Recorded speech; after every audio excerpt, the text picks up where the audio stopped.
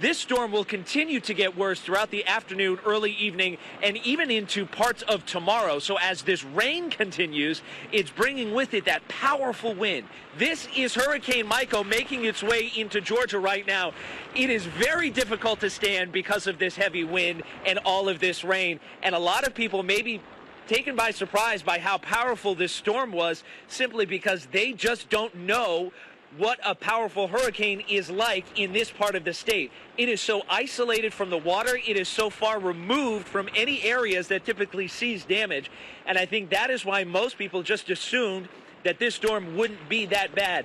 Folks, this storm has the potential to be devastating, and this wind and this rain is only getting worse as time continues. We're here at the Tropical Taste Restaurant, or what's left of the Tropical Taste Restaurant, surveying a lot of this damage in some of the hardest hit areas from Hurricane Michael. And this devastation that we're finding today, now that the sun is up, Thomas, it's quite simply surreal. Take a look at this, all of this sheet metal. Now, this metal doesn't even belong to the front awning of this business here in this strip mall here off the main drag in Albany. This is just one of so many pieces of damage. In fact, just take a look at how much destruction there really is with all of that bent metal. To give you an idea, when the wind started picking up late last night, we were still under Category 1 hurricane force winds. So we were talking about wind gusts upwards of 85 miles per hour. And as we talked about, remember when we drove from Thomasville here to Albany, which is in Dougherty County, we went through that hurricane and witnessed firsthand just how extremely powerful this storm really was. I mean, just look at this, for example. This really caught our attention. This metal right here. Let's walk you in just a little bit. This metal is bent at 90 degrees. That will give you an idea of how strong these winds really were. We expect gas will be very difficult to come by in the coming days, and that is why the governor here ordered all of these evacuations. Let me take you across the street here. We're on what's called Springs Island. The beach is on the other side of these businesses here. All of these businesses, as far as the eye can see right now, boarded up. Now, some of them are still open. Clearly, some people are going to choose to ride out this storm. But the governor says that is a mistake. Look, don't let these calm conditions fool you. Even though Florence has been downgraded to a Category 2 hurricane, the potential here is that the storm could hover over the South Carolina coast. And my photojournalist Richard Braden is going to just walk you right inside as close as we can get to show you just how much damage was done. This thing came down pretty quickly, but there was a warning, and that is why the family who lives here was able to get out safely. I want to walk you through some of this damage here in Homerville because it's pretty impressive. In fact, when we got here, this is probably the worst damage that we've seen all across town. We've been in southwest Georgia for a while now, a couple of days, and really this morning is when they got hit with the brunt of this storm at around 6:30 this morning. You can see how the tree has literally toppled and crushed the roof of this mobile home, and you can see the windows were blown out. Even the air conditioner was thrown out of the front window right here. And the woman who lives here with her husband and her 3 kids tells me they were really battling the elements, just putting their hands up against their face to block the wind and the rain as they were trying to get out. But it really is amazing. In fact, we could probably walk a little bit closer and just show you. I mean, talk about lucky. They crawled out of the window just so they could escape this fallen tree. They got the warning at around 6 this morning that the winds were picking up and the rains were picking up. They got the heads up that this storm was moving through, and at around 6:30, so maybe 20-30 minutes after they got that warning, that is when the tree came crashing down. I'm Adam Harding, live on St. Simons Island, where evacuations are already underway. Hard to believe we're still a few days out from this hurricane because behind us the conditions are relatively calm, but families up and down the coast believe there is something ominous about Hurricane Dorian. Is what we're finding tonight. A number of businesses are already boarded up, and that's because families believe that this storm will be incredibly powerful. Dorian, they believe, will be one for the record books. You're seeing sandbags right over here. This is designed to stop the flow of water from coming into all of these businesses. This area, this low-lying area, so prone to flooding, and that's why evacuations and preparations tonight are already underway. Tonight, Georgia's scenic coastline is bracing for Hurricane Dorian. Businesses are boarding up. This is my hometown, so we help each other out. Time of need, you come together.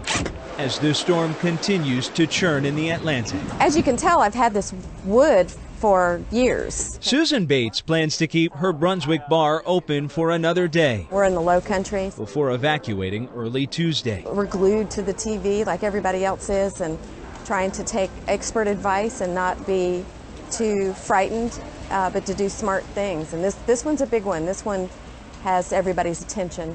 We already booked a room in Atlanta, so we should be good. Brandon Murphy has seen this area hit hard before. Streets flooded, He won't be around this time. businesses flooded.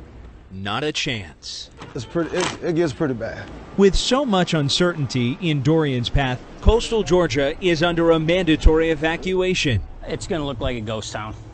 It will. Much of St. Simons Island is already shut down as rain moves in. For Kevin Foley, it is a race against time. What we usually see is a lot of downed trees because of the live oaks and high water. And water is the biggest threat, really. This morning, Highway 16 looked more like a parking lot as families began making their way out of town. Dorian has this community fearing the worst. How could you not take it seriously? I mean, it's the real deal. Sean and Mike, a gorgeous sunset tonight ahead of a potentially devastating storm that is crawling toward the Georgia coastline. As evacuations continue, remember they are mandatory, and because of that, the governor has ordered a contraflow on Highway 16 starting tomorrow morning at 8 a.m. That means all traffic will be moving away from the coast down 16, moving further inland. The hope is that it will ease congestion as more families choose to get out of Dorian's path. That's the very latest tonight from St. Simons Island. I'm Adam Harding, CBS 46 News. Well, Mike, this is exactly what people are worried about here with this storm, is as these waves right behind us here in the ocean begin to crash, they will lead to a lot of flooding.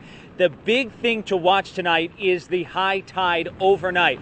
The concern is that because the high tide is around 1 a.m., it's going to be dark out here and it's going to happen overnight. That might catch some people by surprise and off guard.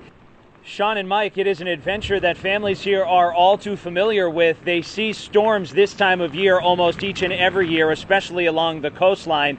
And as that state of emergency continues to expand ahead of Hurricane Dorian, behind us here, just a taste of things to come. We have seen waves crashing and people stopping to take photos. Not a good idea as worse weather makes its way to the coast. Of course, we've got a long day and a long night ahead of us as Dorian sets its sights here on St. Simons Island. That's the very latest from Georgia's coast.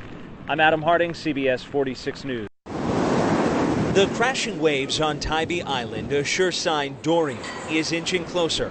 Tonight, coastal Georgia remains under mandatory evacuation. Are you worried about Dorian? I'm not really worried. The only thing that worries me is that it might flood. The rough surf not keeping the beach closed, but many remain prepared. It was probably chest to head high. I mean, kind of choppy, but it was fun though. Any hesitation because of Dorian? Maybe the water is not safe? No, I mean, I've grown up in the water my whole life. In historic Savannah, the clock is ticking. So you're packing up now and you're getting out of here? Yes. And Itzy Cologne is headed north away from the storm. Did you think about getting out of Savannah before today? Yes. I've been planning it since it was kind of before it came to the Bahamas. She's originally from Puerto Rico. She knows all too well the dangers of a hurricane. What are you most worried about with Dorian? Mostly it's just the wind and the trees. We were there as she packed up her car and left town, as all traffic on Interstate 16 was diverted from the coast. The sandbags across town are now in place.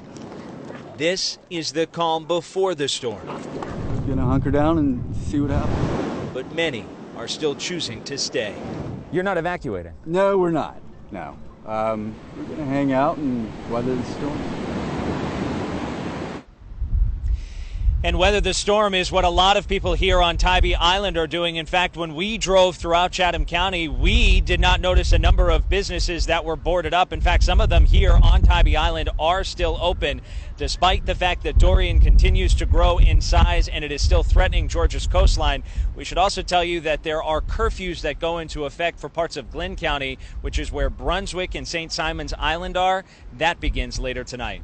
For now, that's the very latest from Tybee Island. I'm Adam Harding, CBS 46 News. Adam, thank I wanted to show you that the famed St. Simon's Island Pier is now closed, but the big story that we're watching right now is the ocean. The concern is the high tide overnight in about 2 hours from now, and when you factor in high tide with Dorian, that could spell trouble.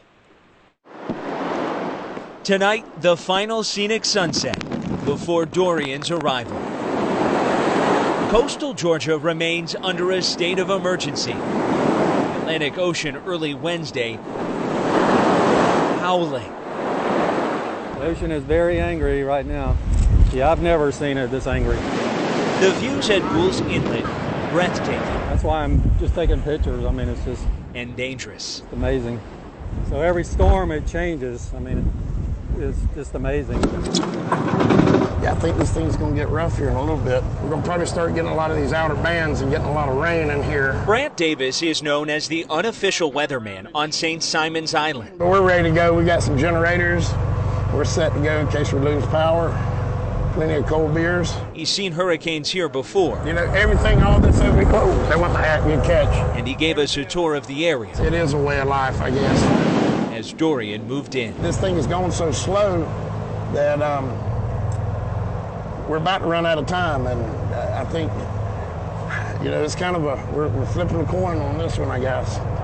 You know, if it wiggles any to the left, we're going to be in trouble. This coastal community still under a mandatory evacuation. It's way less evacuated, I think, than past hurricanes and than we maybe thought it was going to be. But many are choosing to stay. I love nature, so to me it's peaceful and beautiful. We don't get this much.